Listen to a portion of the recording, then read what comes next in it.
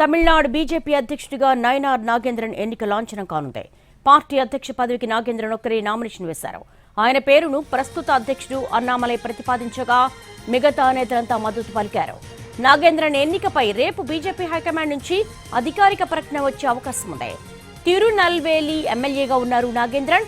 3 సార్లు తిరునల్వేలి నుంచి ఎమ్మెల్యేగా ఎన్నికయ్యారు. 2001, 2011 సంవత్సరాల్లో అన్నాడీఎంకే పార్టీ నుంచి గెలిచారు. 2021లో బీజేపీ నుంచి గెలిచారు. 2017 వరకు అన్నాడీఎంకేలో ఉన్న నాగేంద్రన్ అనేక పదవులు చేపట్టారు. జయలలిత, పన్నీరు సెల్వం మంత్రివర్గాల్లో మంత్రిగా ఉన్నారు. రవాణా, విద్యుత్, పరిశ్రమలు లాంటి శాఖలు నిర్వహించారు. జయలలిత మరణం తర్వాత జరిగిన పరిణామాలతో అన్నాడీఎంకేలో ఉండలేకపోయారు నాగేంద్రన్. 2017లో బీజేపీలో చేరారు. 2021 అసెంబ్లీ ఎన్నికల్లో బీజేపీ తరపున తిరునెల్వేలి నుంచి ఎమ్మెల్యేగా ఎన్నికయ్యారు. ఇప్పుడు రాష్ట్ర బీజేపీ పగ్గాలు చేపట్టబోతున్నారు. వచ్చే ఏడాది తమిళనాడులో అసెంబ్లీ ఎన్నికలు జరగనున్నాయి. అన్నాడీఎంకే బీజేపీల మధ్య పొత్తు కుదరడం ఖాయంగా కనిపిస్తోంది. అయితే అన్నాడీఎంకే బాధ్యతలు చూస్తున్న మాజీ సీఎం పళనిస్వామి, ప్రస్తుత బీజేపీ అధ్యక్షుడు అన్నామలై మధ్య సయోధ్య లేదు.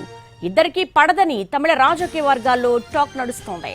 ప్రస్తుత పరిస్థితుల్లో తమిళనాడులో అన్నాడీఎంకే బీజేపీ పొత్తు అనివార్యం. అందుకే అన్నామలై తన పదవిని త్యాగం చేస్తున్నారన్న విశ్లేషణలు వినిపిస్తున్నాయి.